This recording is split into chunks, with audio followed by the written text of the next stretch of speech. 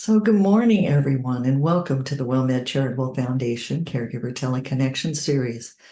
Today, as you can see, in this series of emotions, we are going to look at how to handle uncertainty today. And we have a special uncertainty circumstance.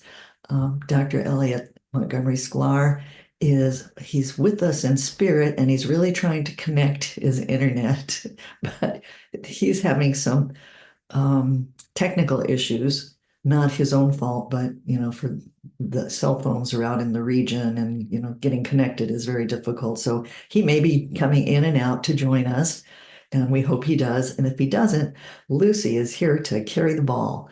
And Lucy, I want to tell you a little bit about Lucy. I'm sure many of you have heard this. I'll go quickly. Lucy received her master's degree in social work from McGill University and has dedicated her entire career to supporting caregivers. Lucy was the founder and long-term manager of the Caregiver Support Center at a respite program for family caregivers. In 2003 and 12, she received the Queen's Jubilee Award presented by the Canadian Home Care Association for her dedication in developing a national coalition to support caregivers. She has been a key architect of screening and assessment tools for family caregivers, and she provides training on those to professionals across North America. Now, on a personal note, Lucy would like you to know that she was a caregiver for her mother for about 10 years. And with that, Lucy, please go ahead. Hi, good morning, everybody, and welcome. Uncertainty, wow. As Evelyn said, Elliot, Dr. Sklar is trying to get on. Now the internet is gone again, so he's trying to get on with the phone. So we'll see what happens. Okay, one thing for certain is that being a caregiver comes with a lot of uncertainty. Uncertainty is all around us, whether it's about global concerns, economy, finances, relationship, health. We never know what the future will bring, especially for caregivers. And I know that for a fact on my own personal caregiving journey. Fear and uncertainty can leave you feeling stressed, powerless, and anxious over where life will take you. Caregivers many times are emotionally drained, and the question of the what ifs keeps popping up. So these are points, these are kind of general situation, but let's first define uncertainty, even though it might feel or seem obvious, and the definition actually linked with some of the tips and resources that we have to share today. And we're going to share a lot of resources with you. Uncertainty is a situation in which something is not known or something that is not known or certain. Does anyone know the saying that this is Elliot's part, that he's part of what he was trying to tell you? The only things certain in life are death and taxes. Has anyone heard that? Yes. Okay. It's something he recalls hearing as he grew up. And he says that it's something humorous, but why do we look at our certainty or certainty in our society in such a negative lens? For example, I'm certain that for some of our participants today, the weather isn't so nice, but I'm certain that for others, it's beautiful. Okay, so there's something to think about that. And yet we all grew up in a world in which this saying exists about death and taxes. So I think it's something for us to think about. And that maybe we should begin by talking about ourselves in the past. The way we handle ourselves in the past really dictates how we look at life in the present. Before the journey of caregiving, in your earlier lives, were you adaptable? Did we go with the flow? Or did we try to plan and control things? It's a good way to think about that because it will make a difference about how you handle things in the present. A good analogy relates to travel. Are you someone who likes to plan out their whole trip? Itinerary for each day, restaurants selected ahead of time, or do you just like to see where the day takes you? So before we go any further, does anyone want to answer that question for me? Honestly, because once you kind of identify yourself and how you manage things, it's really part of the way you're going to deal with uncertainty. So anyone wants to share? You can open up your line or you can press *6 if you're on the phone, and I will be able to call on you by your area code. Well, I will share with you about myself. And we I, did finally get one here. So oh, good. after you, that one first. Okay, Nanette. Well, I was wanting to say I'm both, but if I'm real honest with myself, I want to manage. I'm the oldest one growing up. I wanted to make mom happy, make sure things were done when she walked in the door after work, when the other girls were more carefree and doing their own thing. And it's like pulling teeth to get help. So I've taken that throughout all my relationships. And now that I care for my mother, it's been 5 years. And we had 40 years of beautiful relationship after I left home till 5 years ago. And now it seems dynamics are flying left and right. But I do still try to manage everything. I have a routine. She eats at certain times. Yeah, I'm a little flexible, but we got meds, we got vitals, we got bedtime naps, just a little exercise. All this stuff, I feel overstimulated. But if I don't stay in control and everything gets chaotic, I think I'm more miserable within my own self, even though I'm still anxious in that controlling feature too. Like it's just, I don't know how to explain it. And then you have to go with the flow because sometimes you don't have a choice because they're going to dictate what happens next. Exactly. It's just different, very challenging to say the least. Well, you said it very well, and I bet a lot of people that are participating might be in the same situation. So for you, it's a form that it's easier to have things controlled. So uncertainty must be even more overwhelming. I understand what you're saying because I think I was that way as well. So it's important for each of you to kind of look back and say, what is your character like? Because that will dictate how you deal with your emotions. We're all a bit different, and this actually links with well to our program today on uncertainty. If you're that person who likes to plan everything on vacations, then you might not do as well with uncertainty. You might like to have more control over things, and you and I might have something in common. Minerva, could you change the slide because this was Elliot's role? Thank you. Is that slide 3? I think we can go one more. 1, 2, 3. Okay. Yeah, let's go to 3. I should have told you before. Okay. So caregivers of older adults with dementia and Alzheimer's disease often face significant challenges related to uncertainty. This uncertainty can arise from a variety of sources and can affect caregivers emotionally, physically, well-being. I want to emphasize that believe it or not, when we deal with emotions, it does affect us mentally and physically. So let's look at key issues for caregivers around uncertainty.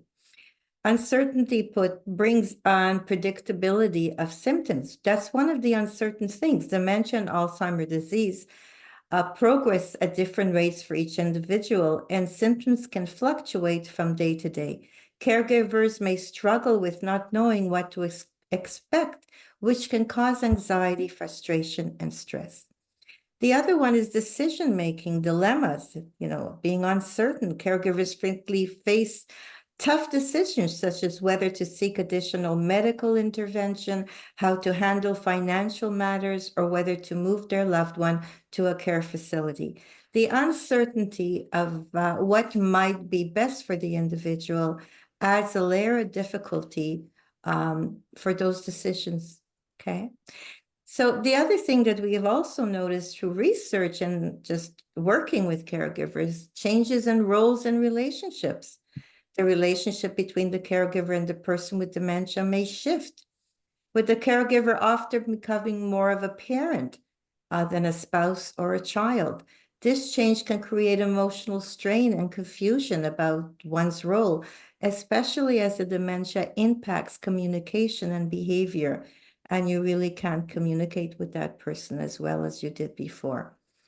There's also the loss of autonomy and control. As the dementia progresses, individuals often lose their ability to manage daily tasks, and caregivers must take on more responsibilities. The lack of control over the disease can lead to feelings of helplessness and loss and uncertainty. Now, one of the things that could be created is social isolation. You have to be really careful about that. Caregivers may feel isolated as they struggle with their caregiving responsibilities. The uncertainty around how to interact with a loved one who may not recognize them or respond as they once did can lead to emotional distance, further increased isolation. So I'm going to ask you another question. Are there any other areas where you feel uncertainty in your caregiving role in your journey? And Any my, others that I've not mentioned? Yes, go ahead. I have my little website open, so please feel free to um, unmute your phone if you're on the phone. We have Nikki, Nichetra. Nikisha, yes. Oh, thank you, Nikki. And I was going to say, I'm a family services coordinator working with caregivers, but I was previously a caregiver. And one of the things that I felt uncertain about when caregiving for my mom was, financially, and working, that how am I going to manage working 60 hours a week and caregiving for my mom at the same time and finding that balance. So that was one of the things that I struggled with. And even working with caregivers now, those are things that still come up and they're very concerned about. Yeah. Well, thank you for that. That is a big one, especially when someone is working. Thank you for sharing that. I see that Elliot is on. Elliot, are you on? Can we hear you? Okay, he's trying to fiddle diddle there. We have a chat for you. Carol wants to know, or wants you, I don't think she's asking you to answer the question, but will there be enough money to cover my loved one's needs? And that's really an uncertain word. Again, we're talking about, can we afford this and how do we finance it? That's a big one. And in the beginning, if you remember, I pointed that out. Finances is a huge, big uncertainty, especially for many women we know who have had to stop work to care for the person that they're caring for, and the impact that it's had on their financial difficulties. It's huge. It is. That uncertainty is really there, regardless, I think, whether you're caregiving or not, but especially when you're caregiving. I am here. Can you hear me? And Yeah. you're right on time, Elliot, because it's your next slide is I 4. know, I know. I want to apologize to everyone. This is so timely as we're dealing with uncertainty, but I have no internet, nor does my entire community. So I'm doing my best to work from my home, and I ask for your grace. I am outside because that's where I seem to have best cell phone signal. And I think the question just posed about finances is such an important one right now, too. We know that a lot of federal funding is on hold.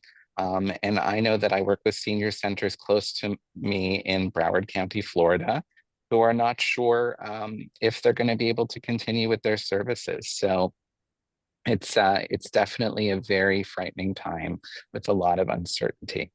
Um, and I did see that we got one more chat, but I can't read it.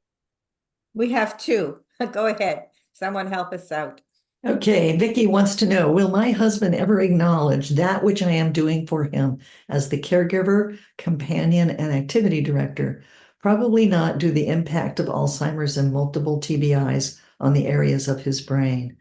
So, tips on staying positive and avoiding resentment with this uncertainty.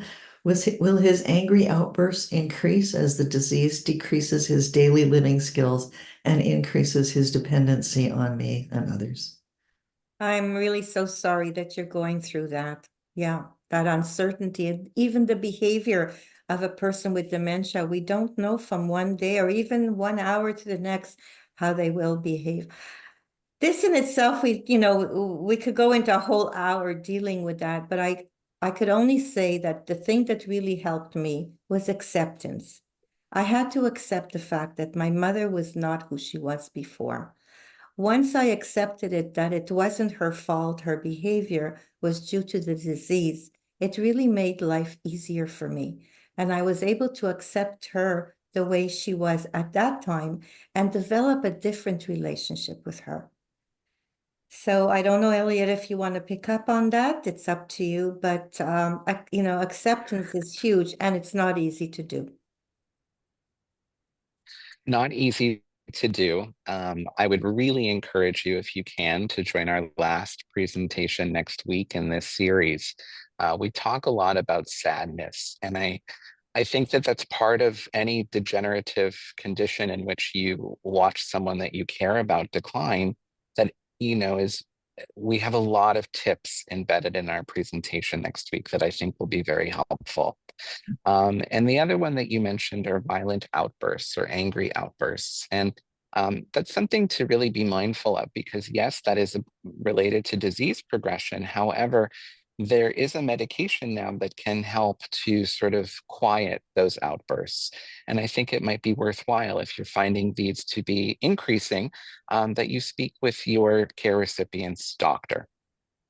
I just want to add one more thing about outbursts, and people with dementia could become physically and verbally aggressive. And if that is the case, you have to have a plan in place, meaning that you should be honest with people that you trust, that this is what's going on. And if you call them, if they can come over. Worst case scenario, you might have to call 911. If the outburst is one time, if they try to hit you or push you, they will do it again. So a plan in place is extremely important.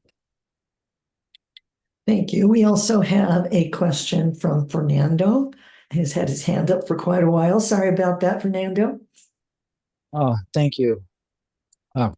My question is, or my concern is, communication with my family members, as we may each have different points of views and opinions on how to take care of mom. So my siblings, my dad.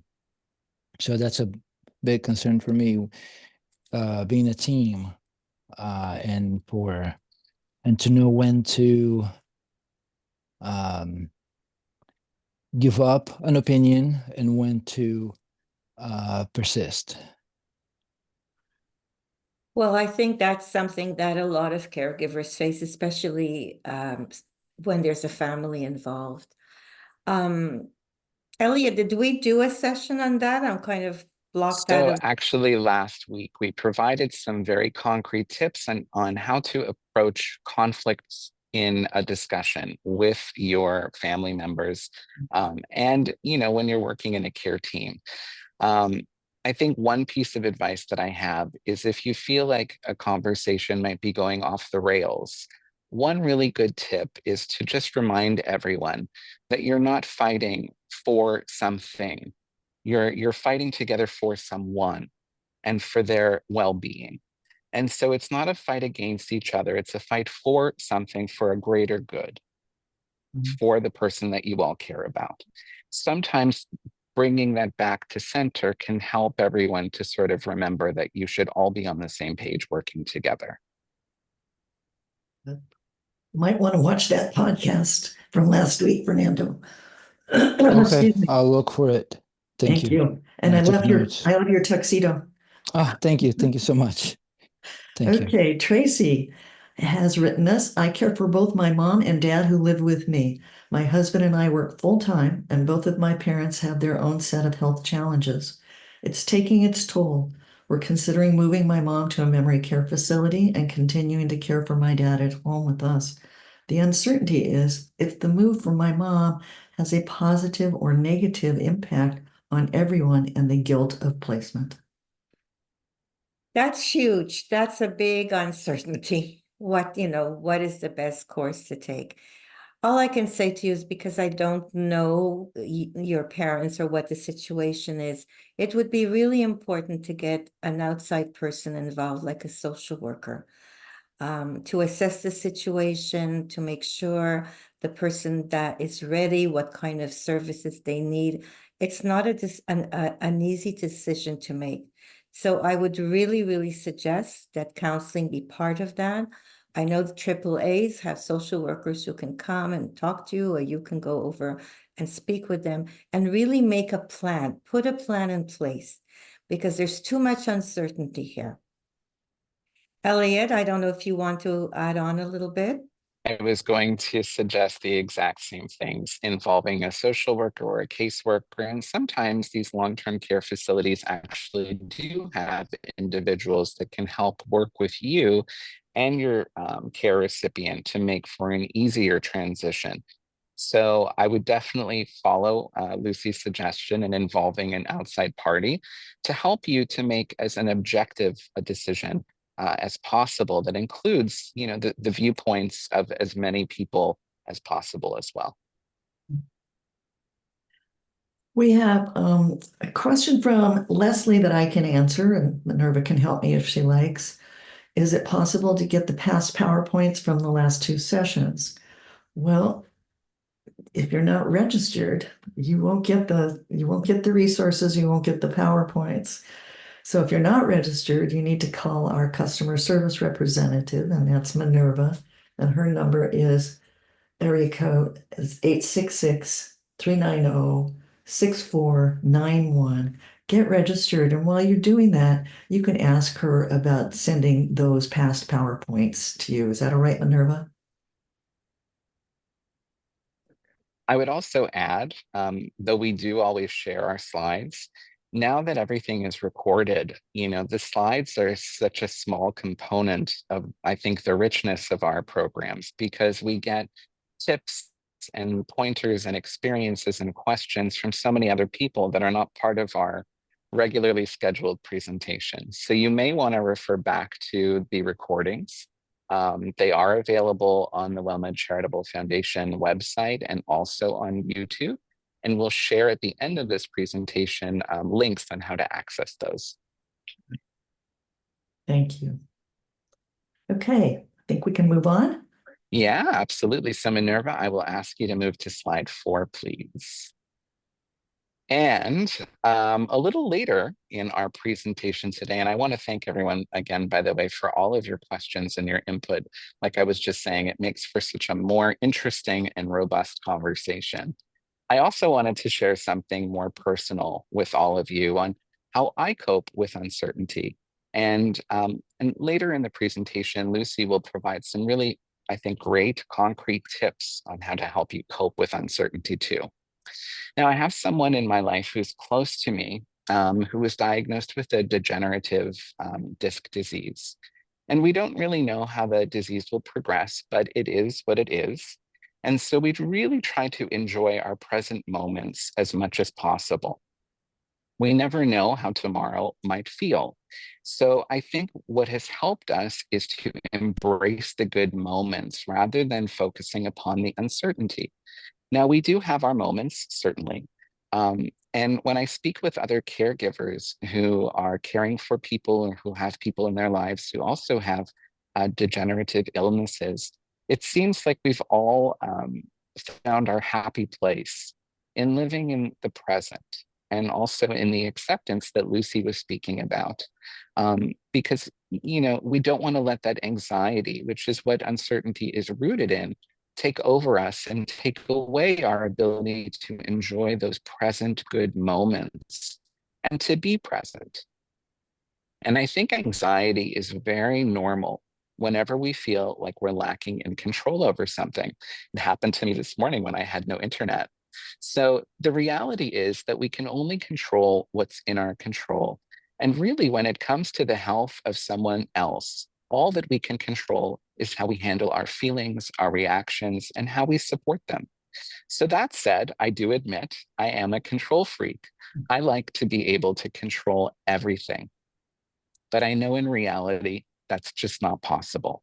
So my one tip to you all is to try to enjoy something today, right now, rather than focusing upon the what may be. And that requires practice. Now, the other tip that I want to share is about learning. And I think this is something that has really helped me as a control freak. I think my being a control freak is in part why I got a doctoral degree, which is really a research degree. I might not have been able to control everything, but at least I learned how to research everything.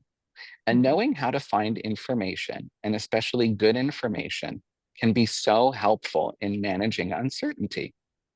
Now, I have the most unusual resource to share with you all, but every community has a library, and librarians are teachers in showing you how to find good information.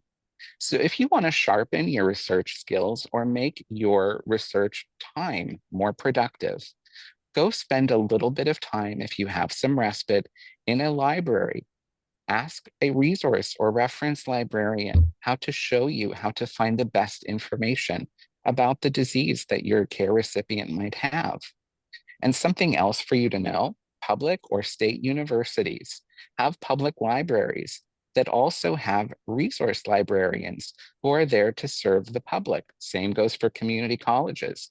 So this is a resource we often don't even think about, but it's a really, really great one. And Minerva, if I can ask you to go to our next slide, please. So I want to share that I actually learned a tremendous amount in doing research and preparing for this program today. I was actually really surprised at how little formal research there is about caregivers and uncertainty. And of that limited research, some studies suggested that uncertainty faced by caregivers contributes to poor mental and physical health outcomes. Well, okay, but how is uncertainty to be avoided by caregivers? Or what models are there to address coping with uncertainty?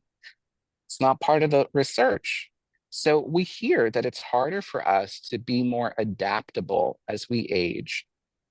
And that was one component of the research that I also found very interesting, was it found that it was harder for older caregivers to cope with uncertainty.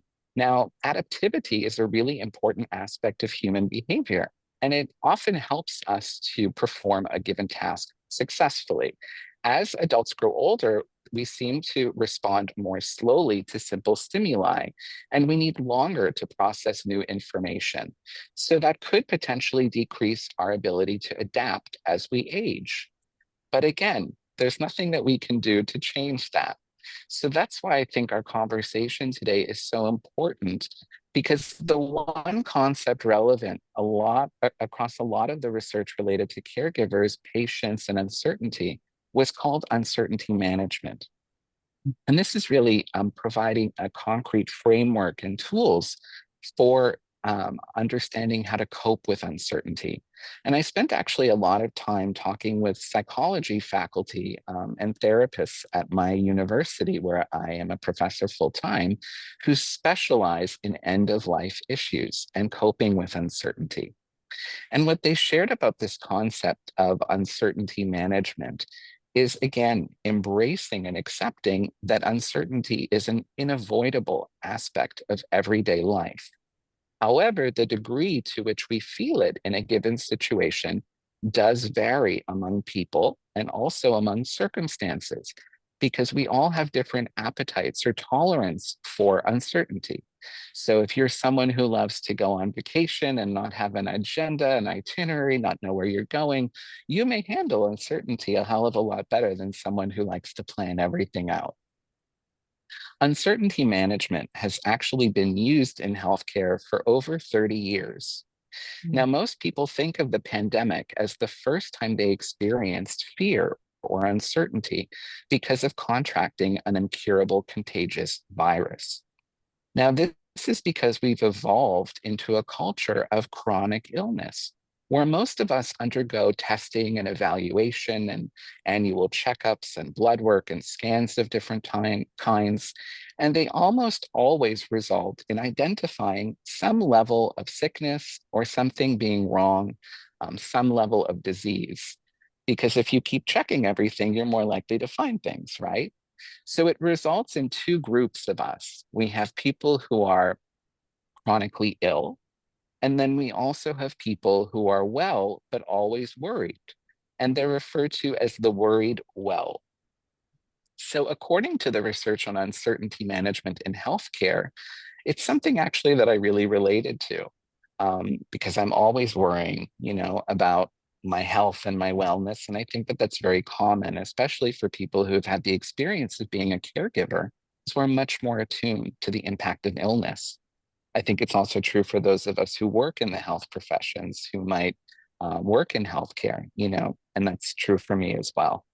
So, what I've learned is that one of the keys to uncertainty management, if not the key, is trust. And I thought that was so interesting. I thought back to the uncertainty that many of us felt at the start of the pandemic, which was 5 years ago, if you can believe it, coming up on that, and not knowing who to trust or what science to believe. But part of uncertainty management is, for example, trusting one particular provider or one news outlet or one doctor. It's one singular source of information or receiving quality healthcare. So learning to trust yourself also and your resilience to get through anything, no matter what, is part of that trust that helps us cope with uncertainty. So I guess the trust also makes sense if you think of it as an antidote to uncertainty. If you think of religion in our lives, and many people find religion to be very comforting, especially during difficult times, it's because we put our faith and our trust in a higher power. So it really actually, it clicked for me. It made sense. Trust is a great antidote for uncertainty. Many caregivers feel anxiety that they won't be able to manage if something goes wrong or if their care recipient needs more care. We heard that today. So it's a good time for all of the caregiving participants, providers, healthcare professionals, whomever is watching or participating, to think back about how you made it through the COVID pandemic.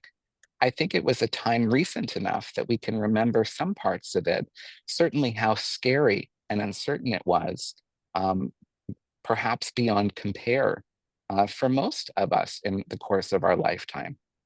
So, part of uncertainty management is also taking stock of your own resilience in the face of the unknown and trusting that you can get through anything. Thank you, Elliot, for that. Minerva, if we can go to slide 6, I would appreciate it. Okay, so I'm going to really be speaking about coping and adapting to uncertainty, and very much what Elliot just was talking about, education and awareness. Learning about dementia and Alzheimer's can help caregivers better understand the progression of the disease and set realistic expectation. So once you know that possibly things may change, that uncertainty kind of goes away a little bit. Knowledge about what is happening in the brain, common symptoms, and available treatments can help reduce feelings of powerlessness and that uncertainty. So there are resources, especially if you want to get more education. Apart from going to the libraries, there's the Alzheimer's Association, offers a wealth of information for caregivers, including online resources, fact sheets, and guidance on the disease progression. That's important to do. The other thing is to make sure that you're building a support system. Connecting with others in similar situations can provide emotional support and practical advice. Joining caregiver support groups, either in person or online, can help caregivers feel less isolated and more empowered. Very much what you're doing today. And there are resources, local chapters of the Alzheimer's Association and the AARP offer support groups as well as the Caregivers Action Network. And it's all the resources are on the tip, on our slides. The other thing that I wanted to really emphasize, and I know for my own experience, at times I was kind of thinking, what is this all about? We have to take care of our physical and mental well-being. Mindfulness and stress management is so important. Caregiving is stressful, and learning mindfulness techniques or engaging in regular stress-reducing activities like meditation, exercise, breathing exercise can help caregivers maintain emotional balance. You'd be surprised what 5 or 10 minutes of that can do for your wellness. And there are resources, there are mindfulness courses given, they're offered free. And so these are things that you can find. The other thing that you really need to look at, and I think it's part of the question that one of the young men was asking, is setting boundaries and asking for help. You don't have to do this alone. It's important for caregivers to recognize when they need support and to set boundaries around their time and your energy. Asking for help, whether from family or friends or professional aides, is essential to prevent burnout. For example, a caregiver might arrange for a trusted family member or professional respite caregiver to take over for a few hours a week to allow yourself to recharge. You need to do that. That's part of really good mental health.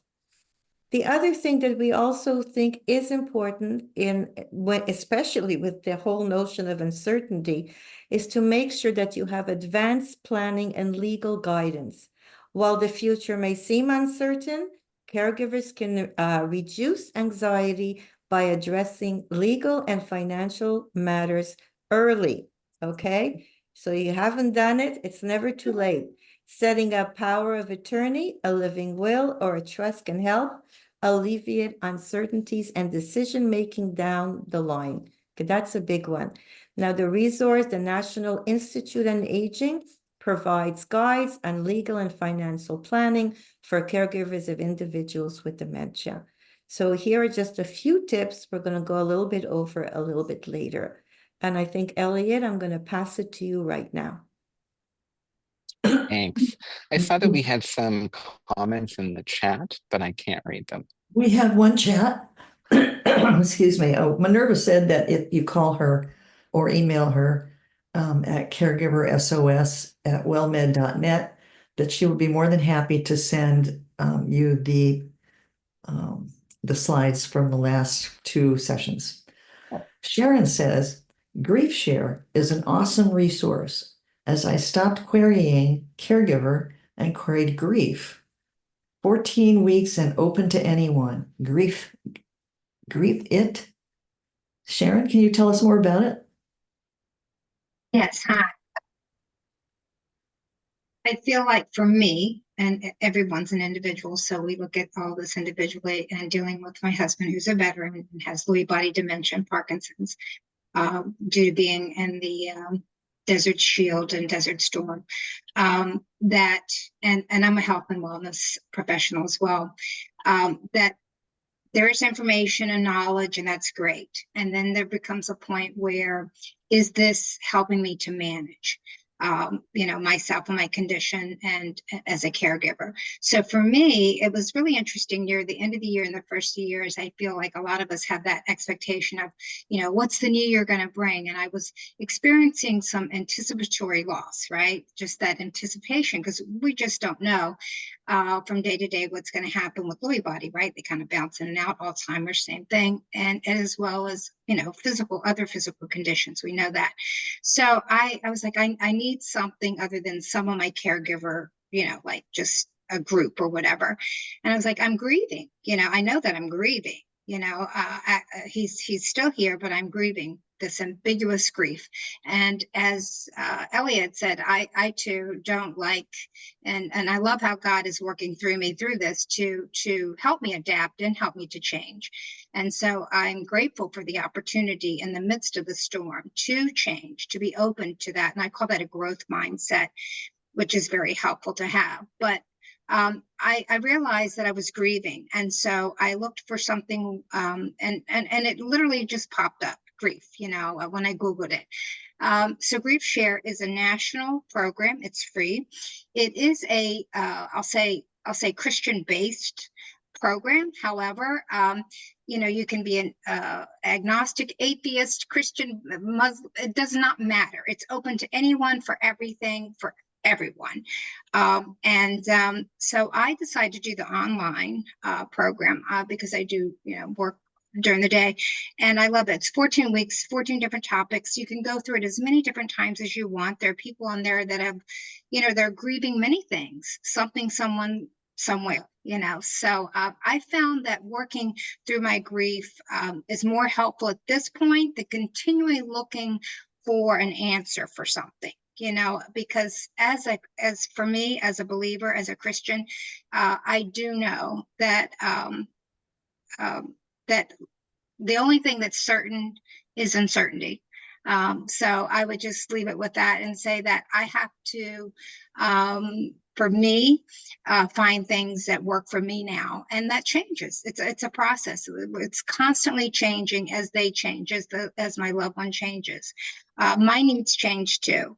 So to do the self-care, to do the things that help me so that I can be in better physical, mental, and spiritual shape for him and myself and my other loved ones, is to take care of myself. And I'm finding that working on the grief is more helpful right now than getting more and more knowledge.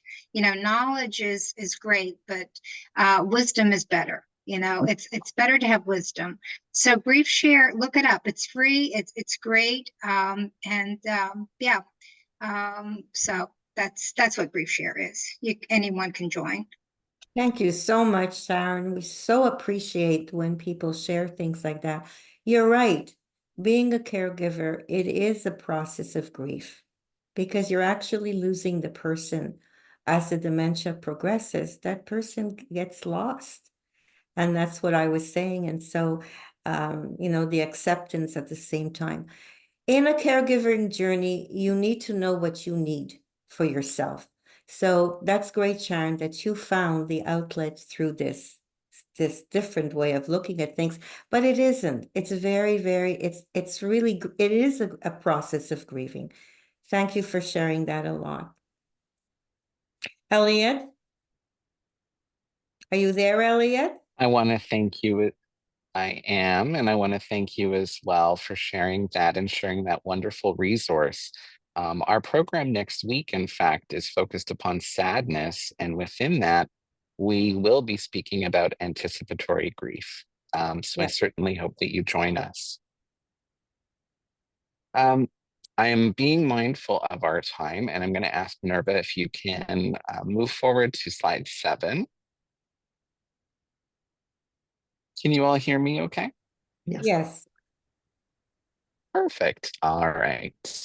So I wanted to just provide some quick strategies for coping with uncertainty, one of which might be an obvious one, but to surround yourself with people that you find to be comforting and reassuring. Something I find very helpful, and many people did during the pandemic, was to rewatch old TV shows that you found to be funny or comforting. The reason why that is helpful is because we already know what's going to happen in those shows. So to rewatch them gives us a sense of comfort because there's no uncertainty there. So I know that I'm always preaching to the choir about exercise, but I think it's also a secret medicine we need as we age. And exercise is a natural and effective stress reliever and anti-anxiety treatment.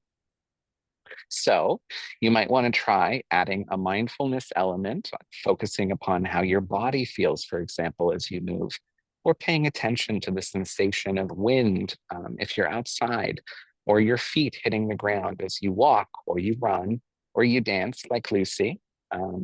But the rhythm of your breathing can be another one.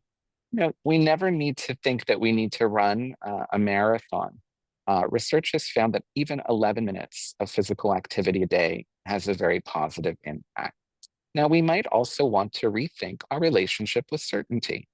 Remember that saying about the tree that doesn't bend? Well, if the tree doesn't bend with the wind in a storm, it'll break.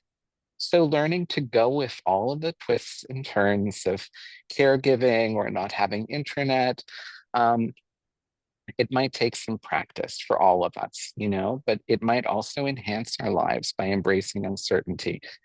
Just as Sharon was saying, embracing what you're experiencing helps sort of navigating the experience and also knowing what you need. And thank you again for sharing that resource. Now, All of this takes work because actually our mind actively works to reduce uncertainty as much as possible. It's how we're wired as people. We want solutions, not questions.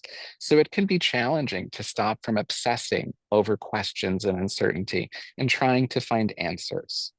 Understandably, uncertainty might feel frustrating, challenging, and I think for most people uncomfortable.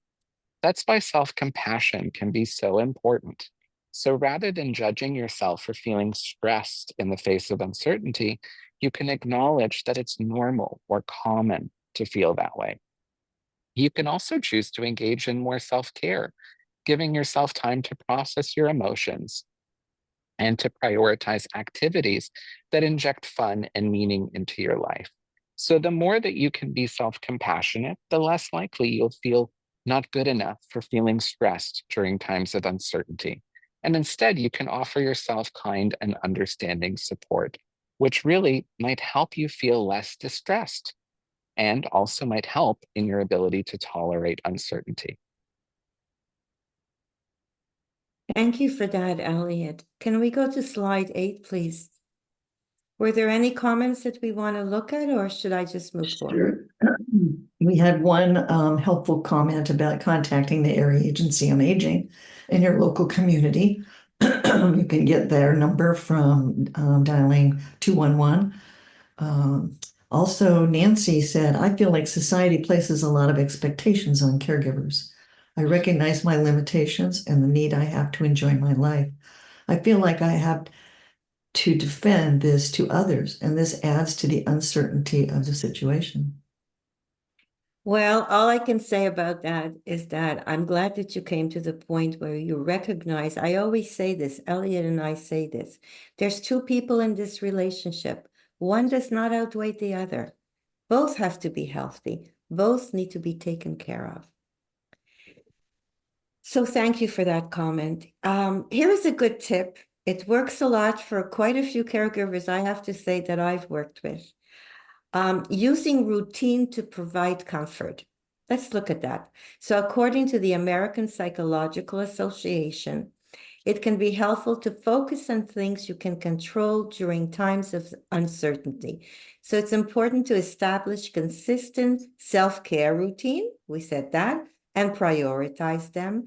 Eat nourishing meals at the same time each day and continue to set your morning alarm, okay, so that you get up. Maintain workout routines, even if you have to use a nap at home rather than going to the gym or a group class.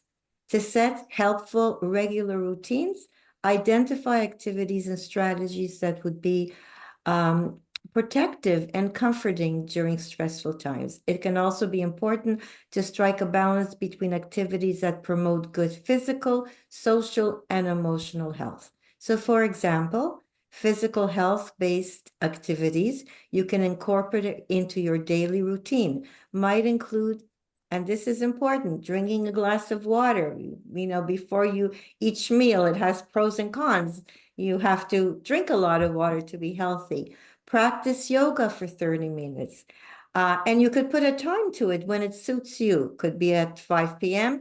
and going to bed at 10 p.m. It's important because sleep is so important that you really want to get into a good routine of getting enough sleep. Work with your situation. For example, if you don't have regular respite, then consider activities to support your social well-being that might revolve around connecting with loved ones via technology. Okay, we're thinking you have to think about all those things to put in your routine. You could phone a friend once a day, make it a habit, or have a video chat. It's one way of technology can help you to connect with rather to disconnect us, because we know that caregivers can isolate themselves, and that's not what you want to do. Your emotional health might benefit from a routine that includes regular meditation. Journaling is great to write down your thoughts, mindful activities, being creative and giving yourself time to learn meaningful new things via podcasts or online. And one of the things that I would definitely include in that is include music in your life, uplifting music. that can maybe make you want to dance a little bit around the room. Okay. You can choose the routine that suits you best. Just try to be realistic when you create your routine and write them down so you'll remember them. It might be even wise to create a daily to-do list so you can keep track of your activities. One caregiver told me that that was a miracle thing for her, because once she wrote it down, she was able to actually do it. When you're feeling overwhelmed by uncertainty and your thoughts are spiraling out down a negative path, return your attention to the things you can control by saying to yourself, okay, that's enough. Okay, what do I do now? Focus on doing one thing at a time and taking each day as it comes. Hopefully, in time, the uncertainty you feel will begin to lift, or you will simply become better at adapting to it. I have, one last technique that both of us wanted to share with you, Elliot and I. It's called smooth touch. And if you go to slide 9, that would be helpful, Minerva, I should have told you before. Now, smooth touch is a self-compassion tip you could try during times of uncertainty. Researchers found that the release of a hormone linked to increased levels of well-being and less stress can be prompted by low-intensity stimulation of the skin, such as gentle touch and warmth. So let's practice that. To practice soothing touch, place one hand in any location on your body. Try it, if you will, that feels best for you, such as the center of your chest, your abdomen, or even your cheek. You can also try reaching both arms across your chest and hold the opposite upper arm like a big, big hug. Feel the warmth of your touch and try gently rubbing your skin in circular motions.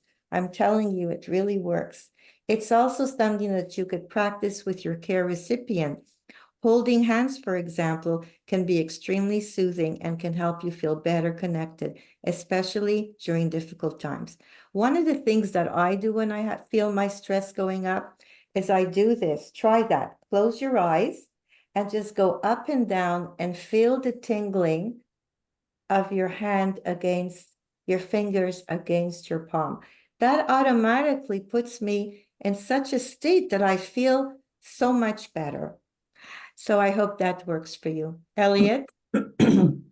Yes, I'm going to ask Minerva if you can move forward to slide 10. We have so many resources to share, and I promise I will go through them very, very quickly because I know that Evelyn has information to share, but there are so many specific tools and resources from our program that we shared. We've included, of course, the WellMed Charitable Foundation, and we have contact information on another slide where you can watch some of the recordings that we spoke about. The Alzheimer's Association has some amazing educational programs that you can find on their website. And the National Family Caregiver Support Program also has a lot of information about financial assistance and support services. So you can find that there. And I'm going to ask you, Minerva, to move to the next slide. I'm sorry, I'm rushing through. But it's also raining now outside where I am. So the uncertainty of the day grows. It's all right. So we have hotlines, helplines, and community organizations. I'm a huge, huge, huge advocate of hotlines and helplines. You can reach out in times of crisis and for information without any commitment. They're also anonymous. So always remember you can call or text 988 from any phone to speak with a crisis counselor. It is completely free and anonymous. And for those male caregivers who are often less likely to seek out counseling, hotlines can be a great way to, to receive some quick help. And Minerva, I'm going to ask you to move to the next slide as well. So I want to be sure before I end that we share contact information for the WellMed Charitable Foundation. And the little icon and website that you see on the bottom right of your screen is where you can find some of the recorded programs that Lucy and I spoke of. I certainly hope that you join us next week. I hope that I'll have internet then. And we have a very important program on sadness. It's our last emotion in the series, but we do also talk about anticipatory grief, which we touched about today in one of our participant comments. I want to thank you all as well for participating and for joining us. There's one last chat that I want to share. Sharon told us that another website we might look at is Tender Hearts. So we got some good grief share, Tender Hearts, to websites to take a look at for caregivers. And with that, you've got your survey up. Please help us out and go ahead and fill that out. I just want to have a couple of things that I want to say. Again, if you didn't register for today, but got the information from someone else, either the telephone number or the link, please call Minerva and get registered so you not only get the monthly calendar, but you'll also get the resources and the slides from today, which are treasures. You will get the monthly calendar, and we have 2 more presentations left this month. On Monday, there's going to be a fully Spanish presentation by Dr. Mario Ciervo. And it is about the fact that stress is a gift that can improve us. So it's a gift that can improve us. I think it's a great name for a session. I wish I spoke Spanish. On Thursday, next Thursday, I think Elliot's already told you that we have a session on sadness and how to process it. And that's going to be dear Lucy and Elliot again. And I want to say to them, thank you so much for the research that you do and bringing us this information and really, getting folks to join in and respond and give us, some of their experiences and websites and things that, that we need.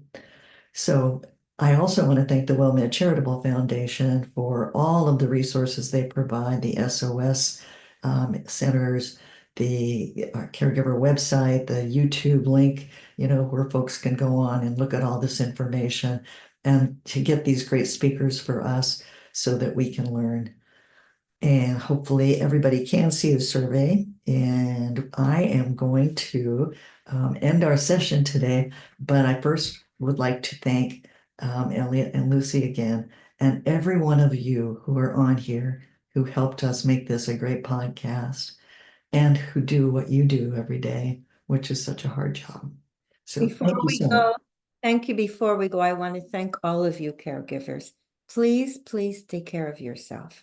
Stay well. You deserve it. Don't feel guilty about it. Do something really nice for yourself.